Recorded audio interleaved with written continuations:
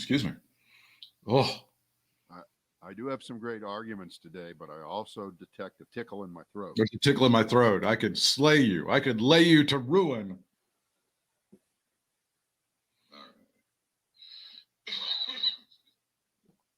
I could destroy you. Sometimes my voice goes up high because I took a karate chop to the throat in the war. You know? I forgot about that one. I think they're doing a documentary on Phil Hendry. I think I saw a trailer for it.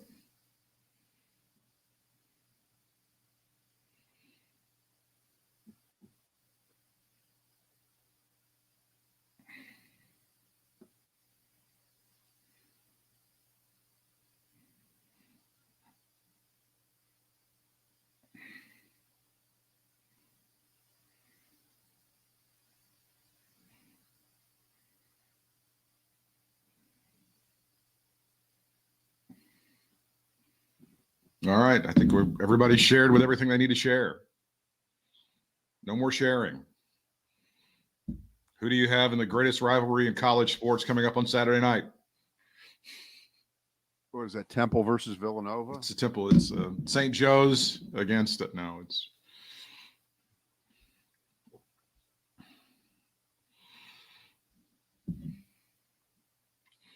All right. I'm shared and I'm ready when you are.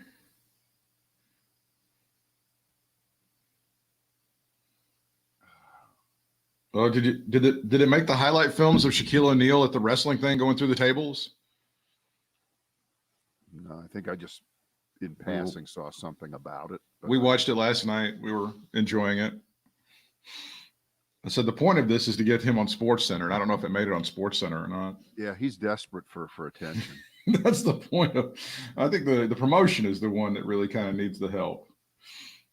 That's the promotion that belongs to the Jacksonville Jaguars owner's son. His name is Tony Khan. Owner of the Jacksonville Jaguars, of course, as you remember, is Shad Khan. Spelled the wrong way, of course. Khan. Spelled that way, you know. You know. You know what I mean. All right. Looks good. Looks good. On Looks your fine. Okay. On your say here, whenever. Okay. It is the Brad and Britt cast. We're glad you're with us. Thank you for joining us today live here in the 1:30 Eastern hour. And according to the official timekeeper, this is the first time in 12 years we've actually started at the correct time. But it doesn't really matter because you're listening on a podcast later on. So throw doesn't out matter. your watch and don't worry about it. That's right. No. It's not such a big deal. Let me ask you a question here. All right. Now that, and of course, I don't really mean this, but I'll say it this way. Now that cancel culture has actually hit the United States House of Representatives, they canceled themselves. I see what you did there. Do we then bring back the old line, if you change your way of life, if you make alterations in a knee-jerk fashion, the terrorists have won? So, based on our recent history, where very often the first inclination is, I'm not going to change a thing. I'm going to stick with, and no, we're not going to. Did the domestic terrorists of the United States, the Oath Keepers, the QAnons, the members of the House of Representatives who are on the side of people who attacked them on January 6th. Like Marjorie Taylor Greene, for example. The people who voted that Joe Biden is not the legitimate president, that the election was stolen from Donald. Did they win? No. Because the House delayed their session on Thursday. No. Or this is just win. An abundance of caution, being prudent, don't want to be there.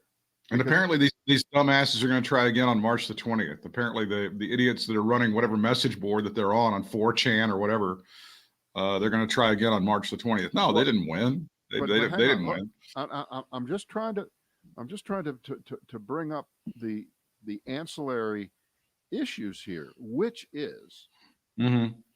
if everybody thinks you're going to attack on a certain day, Right. what's the first thing you do if you're the attackers? You pick Move the another day. But we aren't obviously January 6th showed us we're not dealing with the sharpest knives in the drawer, right? I mean, that's Right, but fairly obvious. even as stupid as you think they were to do what they did, Right. they did what they did. Yeah. And now they really know with the fortification that is there, number one, pick another day. Number two, pick another target. Okay. So We're not going to run out of days, and we're not going to run out of targets. that's right. Those are that is accurate. So that's my broad point to nowhere to say that on any day that the United States House of Representatives or the Senate, which apparently is working today, which is amazing. Well, let me take the dumbass Republican tact on this. Well, if they're not in session today, that means it can't be doing no harm. You can do that sort of bullshit, which is always like a thing, right? Yeah, it's funny. It's like super hilarious. Right. It gets funnier every time it's ever brought up that way. But from now until forever, you're going to know when the House of Representatives is in session. You know why? Because it's on TV. Yeah. I can just turn on my TV. Well, don't tell them. They may not know that. They may not be aware. They may not know these sorts of things. Right. No, I don't think that I mean, I think there were two significant things that happened this week that I'd like to cover. One of them was when, and I'm just going to call him the guy, when they were testifying in front about what happened on January the 6th. And they said, well, the National Guard, I think, was delayed by 3 hours and 19 minutes. I believe that's the time frame that we were given, right? Yeah. And they said, well, why were you not immediately, when it was contacted, that there was the help? And the word optics was used, right? They were afraid of optics. And then someone asked the very, I think, apt follow-up question. Well, last summer, when the protests were going on following the murder of George Floyd, were they worried about optics then when they unloaded tanks and rocket launchers and everything else to disperse crowds? And the guy goes, no, I don't think they really said that. I don't think they really said anything about optics. So I thought that was a very interesting thing. Did you gather anything or glean anything else from that particular testimony that you saw? Well, I don't think it takes PhDs, advanced degrees, to figure out what has been going on the last now almost coming up on 5 years in this country, which is people who are subject to the wrath of Donald Trump via tweet or anything else kowtow to him if they are in a position that they are afraid could be endangered by not doing what quote unquote pleases Mr. Trump. And Right. so back in the summer, much of the military chain of command, although not all the way and not in the very end and not among some of the leaders who later just blasted what happened on that day. That was the day he held up the Bible and all that bullshit, which was preposterous. Right. No, as time has gone on, wait, I understand why he did it now. As time has gone on, it's much kinder to him. Right, but it does become. It makes more a lot of sense now. Yeah. It becomes more like Muhammad Ali lighting the Olympic torch. Just a great moment that you just want to remember. It's the same thing. I'm glad you said that. Right. But back in the summer, clearly the word optics, or what is it going to look like if we do this, that was not even within the realm of consideration. That just wasn't within the consideration was, should we do what Trump wants and shut him up, or should we not? And there were just enough people, including the attorney general at the time and people like that, who said, oh, fuck, this is to fucking do it. Okay, just do it. So they did it, and they used the military inappropriately in Washington, D.C. And so here we are all the way now into January, and a situation comes up, and Trump, remember, has already replaced the defense secretary, right, with a complete lackey, a complete loser, a complete moron, a no name, a no name, and the message has been filtering down very explicitly and through the media and below the radar that Donald Trump thinks he won the election, and he wants to use all the power of the federal government that he can still intimidate and illegally use at his disposal to try to unseat the American government and sit atop it. And so when that moment came, they all froze. We love to use the word choked, doesn't always apply, but there was some choking there because there had to have been that 3 hours mostly where people were going, should we or shouldn't we? Should we or shouldn't we? Trump won't be pleased, blah, blah, blah. You know, he was still the president then and the rest. And in those hearings, unless I missed it, nobody will say that. No one will say his name. They barely say his name. Do you, right? They hardly ever say his name. And isn't that what he wants? Isn't that what QAnon, isn't that what they all are trying to achieve? Forgetting the day ever happened. And if it did happen, the reason that it happened, and this is not excusing anybody in the military, this is nothing, but the reason that what happened is secondarily the response to what was happening. Primarily, it was because we have a lot of really, really fucked up people in this country who wanted to overthrow its government. But we can't say that in those hearings. No, that's not possible. This was all about finger pointing. And you know, was it the Metropolitan Police of Washington, D.C.? Was it the Capitol Police? Was it the National Guard? Was it all of them? And clearly, a forceful early response would have changed everything. There probably would have been more death, but the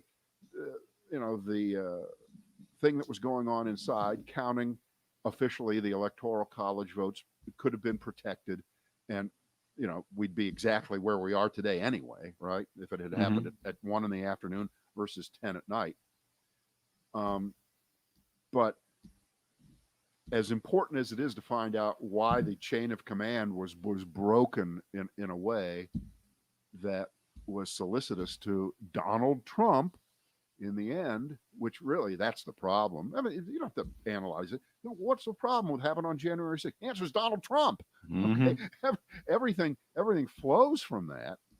And so I'm glad you brought that up in the way that you did, because it's just so important. And you know, who sat around yesterday or the day before and watched all those hearings? Nobody. The answer is nobody. Nobody. Okay.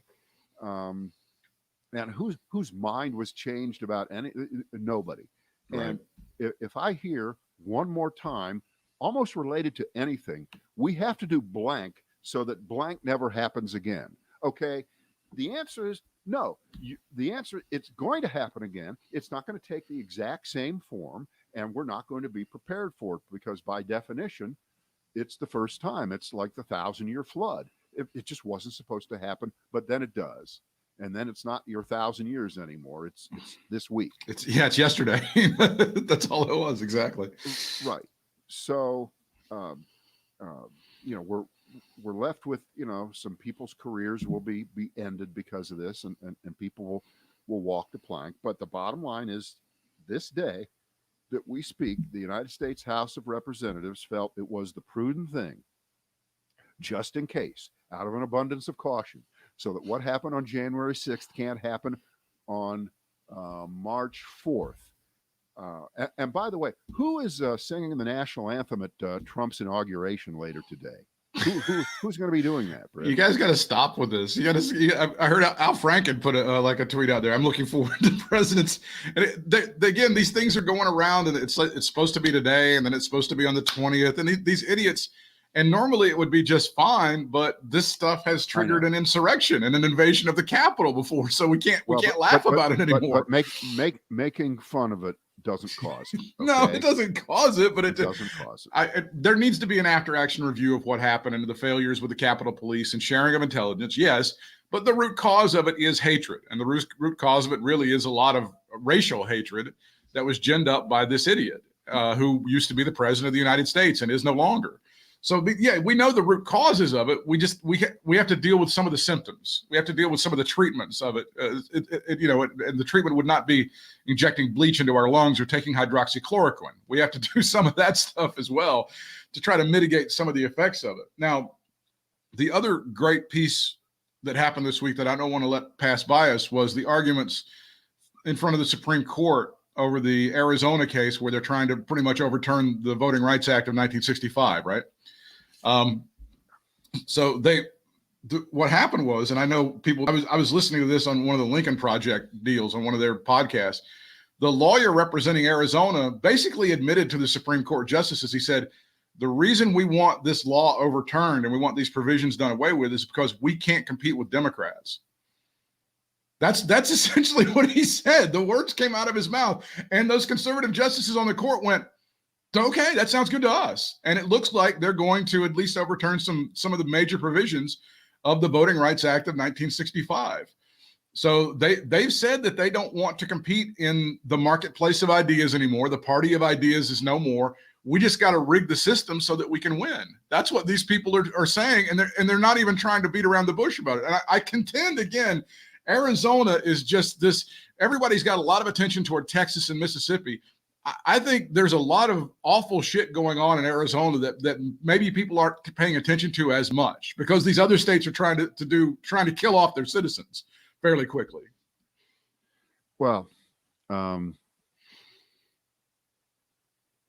we're up against, and I guess again, you talk about failure of imagination. I don't think any of us through the years, as bad as the Republican Party is, as bad as the ideas are that they often bring to forth, they were pretty good most of the time at not being as blatant and obvious right as they are now. And I guess that would be Trumpism, an aspect of it, because there really is no governing philosophy behind whatever Trumpism is. There's no economic, it's all over the place. It's certainly not standard Republican orthodoxy. Republicans were against tariffs forever. Yeah. Until Donald Trump came along and decided that That's was right. the greatest idea in the history of the world. That's what we need to do. And so Trumpism is not a political philosophy. It's a power philosophy. And it's a whatever it takes to remain in power philosophy.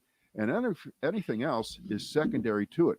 And when you think about it, the accidental marriage of Donald Trump and Mitch McConnell was perfect. It was perfect for the moment, because right before Trump got elected, in those 6 or 8 months before the election of 2016, Antonin Scalia dies, and the proponent of what wasn't yet called Trumpism, which we're going to call just a power idea. That's all it is. It just exists to perpetuate itself. Mitch McConnell, and that's what he is. He doesn't have a political philosophy either. It's all about staying in power, keeping the gig, remaining majority leader if you're him, blocking any Democratic president, whether their name is Bill Clinton, Barack Obama, or it was going to be Hillary Clinton, who he would have done the same thing to, and now he's going to try to do it. And he is trying to do it to Joe Biden, but he can't do it from the position of majority leader. Oh, poor baby. He's the minority leader now. But remember, the whole Merrick Garland thing, that was it was like the 3-hour pregame show before the Super Bowl. Not that many people watched it, but it was kind of important, and it really laid the groundwork for the game ahead, because that was Trumpism. That was absolute 100%. Donald Trump endorsed kind of politics. And remember, that all started before Trump was the nominee, and certainly became whatever it became all the way through the summer and into the fall of 2016. And Trump is there to pick up the pieces. And next thing you know, he gets the Supreme Court nomination of Neil Gorsuch. Yeah. In a seat that should have been filled by Barack Obama and Merrick Garland, right? A centrist Democrat, no question about it, with great respect. So it was there. So then, once Trump becomes president, right? Him and Mitch McConnell, they can just, even if they hate each other, and they do, and they did, and they will. It didn't matter, because you know what? Not personal. It's just business. It's just business. You don't have to like Michael Corleone, but shit, it's just business. That's right. It's not personal. And so they did business together for all those years. And Trump and Mitch McConnell ran through hundreds of judges. And that was just power politics. That was just power politics, because most of those vacancies that existed, that Trump bragged about through the campaign. He brags about how many judges he got through. Obama couldn't get any judge. He didn't have that many judges, because as if that's a skill of a person, right, of Donald Trump, that he was skilled in getting people onto the courts, as if that was a thing. Okay. No, that was just disgusting power politics that distorts the country and distorts the judiciary. Right. So the power politics plays through everything, and there is nothing there. There's no there for these people. It's just keeping the gig. And of course, the quick response, well, the Democrats are the same way. They do. Yes and no. Yes and no. Not quite the same. There is not equivalency. No. Please don't tell me about it. No, jaywalking is not murder. No, it's not. It's never the same thing.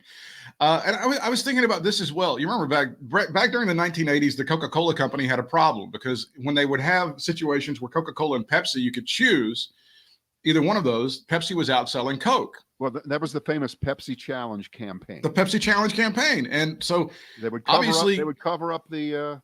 It was a blind taste test, and people would, and then it was true in the marketplace. So places where you could only buy Coke, like at McDonald's, Coke did really well. Turns out Pepsi didn't sell anything at McDonald's.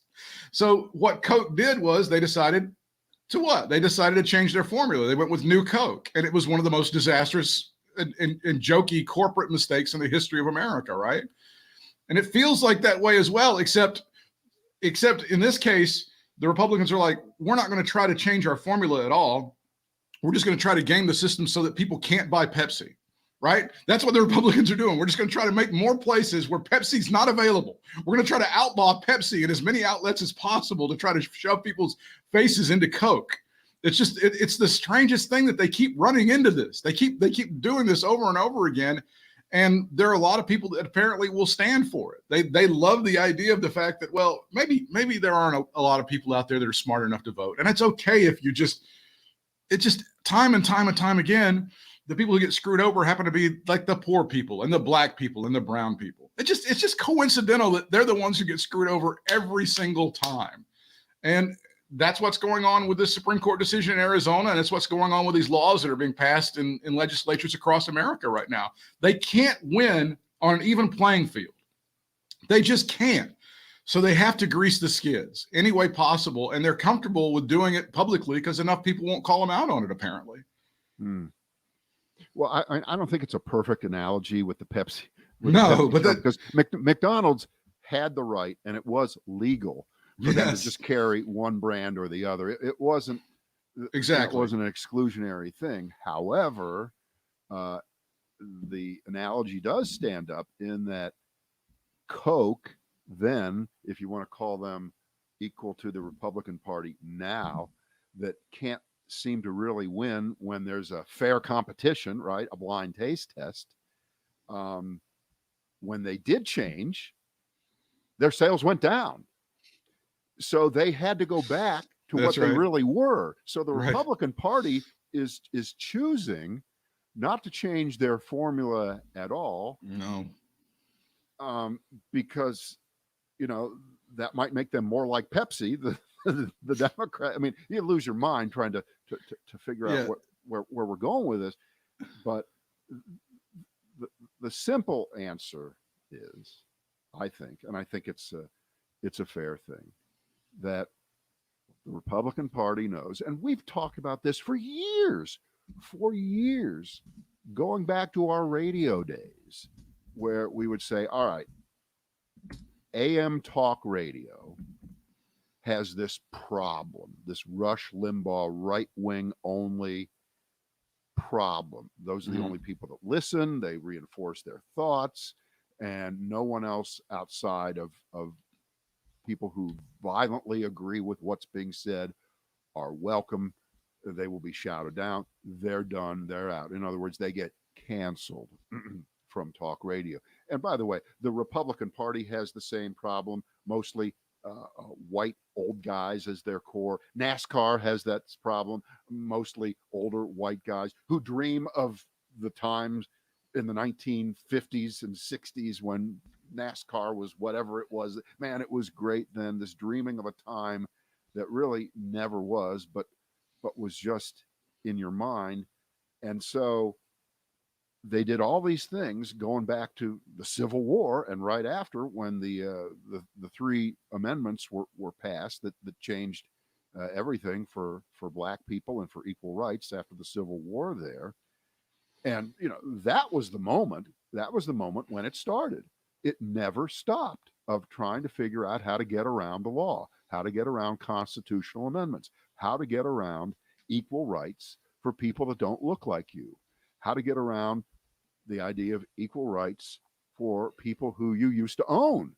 Exactly. They used to be your fucking slaves. Your property. Don't worry about a minimum wage. We had a great minimum wage back then. It was zero. It was really zero. And it all flows from that. And so you had these moments of greatness, of hope, a reconstruction for the 12 or 13 years of that. The civil rights era in the 60s. And now here we are, more than 50 years later, and we're right back to a moment that not only is not like Reconstruction or the civil rights era, where rights were expanded, voting rights were expanded, more people were able to vote, not just only black people, but poor people. More people were in there. We're not only not to one of those moments, we're at a reverse moment. We're at a retrograde moment. You want to talk about the good of, if you think that the good old days were, 1858, 1961, okay, before legislation was passed under Lyndon Johnson. If you think those were the great days of the United States, if you think that we need Bull Connor, the guy who was the sheriff of what was it, Birmingham, Montgomery? Yeah.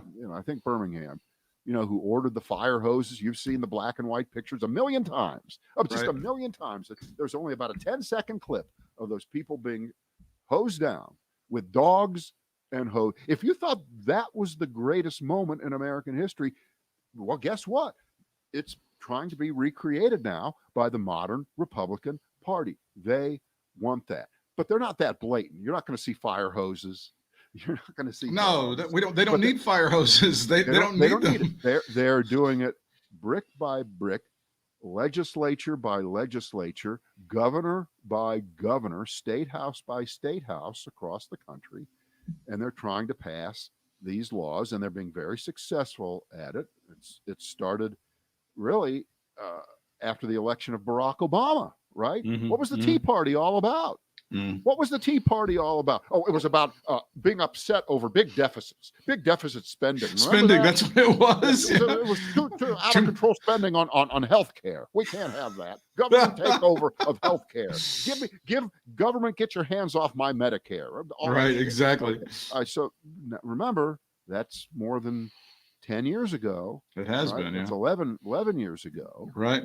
And that's really the launching pad for what we're seeing now, where it's I think it's 250 and counting the number of bills that have been brought up across the country in state houses to roll back all kinds of provisions of the Voting Rights Act and the Civil Rights Act.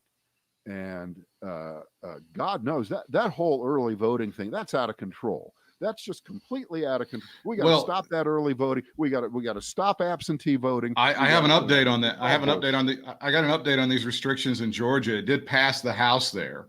Yeah. And it now goes on to the Senate. And this bill does make it a misdemeanor to give food or drink to any voter waiting in a line. Oh, that's where that was. You mentioned that on the last. That was it. Yes, that's where that was. And it's not only, it's a misdemeanor. You can be charged with a crime for giving someone water or food if they're in a voting line. If this thing passes a law, which I don't know if it will or not, it passed on a party vote in the House, and obviously it's going to be challenged in court because it's bullshit. Right. So, but obviously, see, this is the transparent sickness of it all. It's a misdemeanor, which of course is a nothing. It counts for nothing because they know what they're doing is spurious, is bullshit, and doesn't count for anything. I mean, if it was really a tampering with the election integrity to hand out water and a peanut butter sandwich to someone waiting in line for 9 hours to vote, you should make it a felony. Maybe someone needs to do 5 to 10 years for interfering with the election by not letting someone starve or completely collapse from lack of water. They're so transparent about it. It's so odious. Meanwhile, it's so horrible. This is another story out of Georgia. And this was dated just yesterday. The Georgia Attorney General's office will review allegations of election law violations against a state representative, Brad, who handed out pizzas to voters at a Brookhaven polling place in 2018. This guy is a Democrat, as it turns out, state representative. But 20. It's still going on today. Stop it. No, stop it. And this is Raffsperger. This is the guy who was kind of a hero just about 6 weeks ago, right? See, but we were saying it then. Now it's just because he did the right procedural thing and did his job as he should have then, that didn't remove the DNA of what he's all about, which is being a fucking right-wing Republican cracker racist. Without question. In Georgia. Okay. According to Georgia State Election Board meeting on February 24th, 2 separate complaints were filed against this Wilson guy after he bought 4 pizzas, Brad, not 8, not 20, 4 pizzas and passed them out to people in line to vote. And this is his statement. After receiving permission from the poll manager, I passed out about $25 worth of pizza at my polling location on election day in 2018, as you point out, which is more than 2 years ago, to people who had been waiting in line for several hours. I didn't introduce myself as a candidate. I did not campaign. As my counsel stated to the State Elections Board, we do not believe any law has been broken. I look forward to resolving this administrative matters. This is what they're going after him for, is for passing out about $20 worth of pizza to people in line. This is what they're looking into. Meanwhile, Raffsperger was completely behind all this other stuff about trying to limit the number of drop boxes and the weekends and all of that other stuff that you were talking about previously. Right. He was completely in favor of that shit. Right.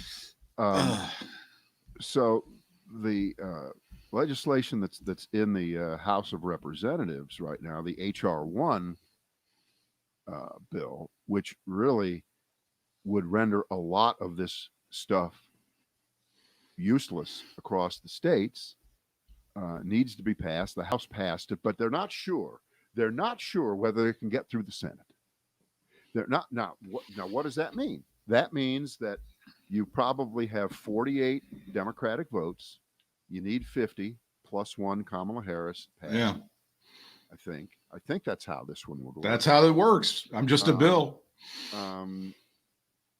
And the two troublemakers, Joe Manchin of West Virginia and Kyrsten Sinema of Arizona, apparently they're the problem again. Yep. So, and I'm not quite sure what their objection is. I haven't really read what they're saying about it, but they're not sure that this can get through the United States Senate. And if this does not get through, if this doesn't become law, then everything we're talking about is just the beginning of what Republicans are going to try to do to shrink the size of the electorate. They're going to try to make it more difficult for Black people and minorities and old people and folks that are identifiably usually more Democratic than Republican can get to the polls and vote easily. And they want to knock out, I think a whole bunch of states have decided, this no excuse absentee voting like we've had here in North Carolina for a while. That's bad news. That's really bad news. I mean, a couple of the states, they've said, I can't remember which one it is, absentee ballots can only be for people over 65, over 65 who can prove that they have absolutely no way to get to the polls. I mean, it's just completely absurd. It is so transparent in what it is. And what I'm sure is another part of that legislation, HR 1, that they really hate is that it would really put a big dent into partisan gerrymandering. Mm-hmm.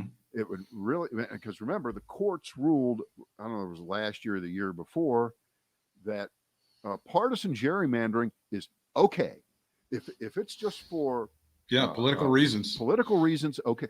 Because you can't prove that when you gerrymander and you draw districts to get lots of Republicans advantaged in a state, and that you take the Democrats and pack them into a couple little areas and give them a few representatives, that has anything to do with race. Okay, right. That's just politics. That's all it is. But of course, when you look and see what the makeup is of these areas that the Republicans gerrymander over and give away to the Democrats. And by the way, the only person to vote against that bill in the House of Representatives, because I think it was like 220 Democrats, 220 to 216 or something like that. Right. The only person who voted against it that was a Democrat was Benny Thompson of Mississippi, and his reasoning, it was very selfish of him, really. It was all about him because he is a gerrymandered by accident. God bless him. By default, he's a gerrymandered Democrat in the reddest state imaginable. In other words, they cut this district up for Benny Thompson. He's been there forever. They threw him a bone. He's got the gig. Yeah. And so he doesn't want the whole country. He doesn't want his state. Yeah, self-preservation. Elections, which is stupid because he'd win anyway. Sure. I'm sure he could win in a fair election, but he voted like that. And I thought that was pretty disgusting, really. It is. Well, I mean, it's like it's naked, the self-preservation. It's like his naked self-interest, but you got to give him some points for chutzpah, right? No, I don't give him points for chutzpah. The balls on that guy. The balls on that guy. We can't talk about you should vote for principles every once in a while and not your own self-interest every once in a while. Maybe do what's best for the country. You can't say that and then have a guy do that and say admire him for his chutzpah, for being as selfish and being as big a fuckwad as all the Republicans that we hate. You can't do that. It's an awful thing. He should have voted for it. And he's from the same part of the country where John Lewis is from, one state over. Okay, right. I'm sorry, that's just wrong. It's pretty. The brazen nature of it is it's almost very Trumpian. I mean, honestly, and it's absolutely Trumpian. To like, hey, it's good for me. It's good for everybody. Fuck it, I'm voting again. So it's 220 to 210 was the final score in the House. 220 to 210. was the vote. It does move on into the Senate. Brad, there's a lot of stories out there that are really doing a lot of hand-wringing. Apparently, Jared Kushner, the son-in-law of former President Trump, has disappeared from the inner circle of the former president. They don't really know why. They don't know if there's really been some sort of split, but it seems extremely unfortunate that Jared Kushner, once dubbed by you and several others as the worst Jew in the world, I don't know, he may have been lapped since then. He's not. He isn't even in the top 2 or 3 anymore. Who currently is the? Well, is Stephen Miller. Stephen Miller. Yeah. He's kind of got an emeritus position, really, in that situation.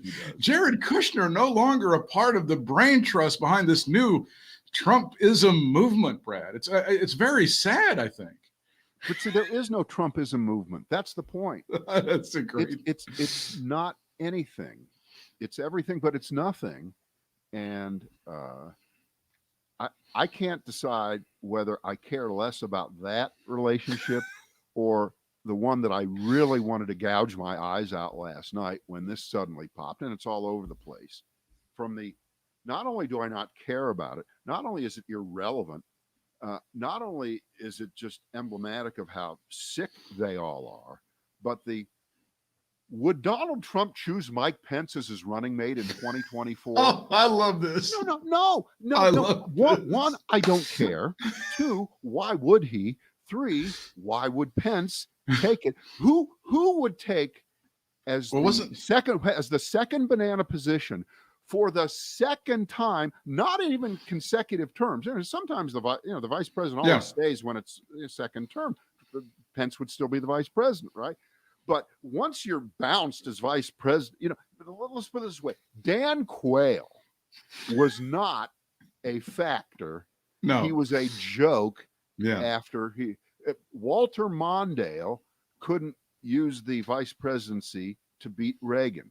No. And remember, Walter Mondale was out of office for 4 years. That's correct. 1980, they lose to Reagan. He runs 4 years later. Believe me, being a losing vice presidential candidate, it's not good. Is not a good spot. Now Nixon lost in 60, but he was the presidential candidate. He was, yeah. But the guy who ran with Nixon in 1960, if I remember correctly, was Henry Cabot Lodge. Right. I believe that's who it was. And as you know, President Lodge, 4 years later, right, did all. It just doesn't. So just the idea to bring it up is just no. Stop it. Think about something else. Think about what color bathing suit you're going to buy when you can go back swimming this summer. Do anything but that. Can I mention one more thing? And we didn't talk about it because it's really important. There is a list, and I call them the sweet sorted 16 plus Texas. All right, so it's really 17 states, and we have March Madness going on very, very soon. But this is what I call March Mask Madness. Okay, and this is the list of states that have now lifted their mask mandates, and we all know about Texas in the last few days. The stupidity of that governor, Greg Abbott.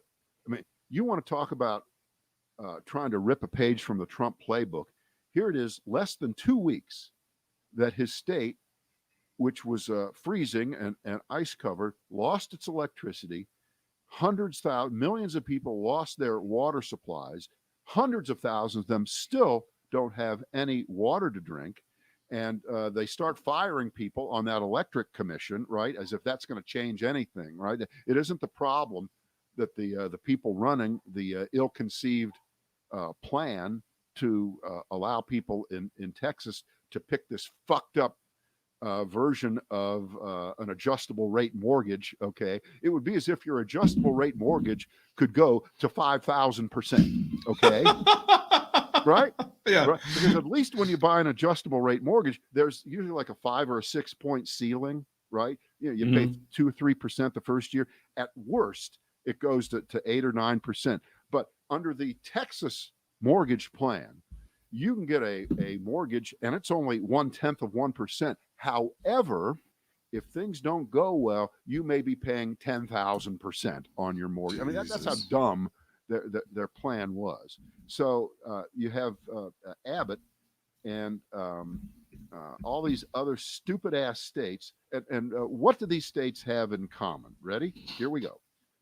You know where I'm going with this. It's Yeah, I always think so. obvious every time.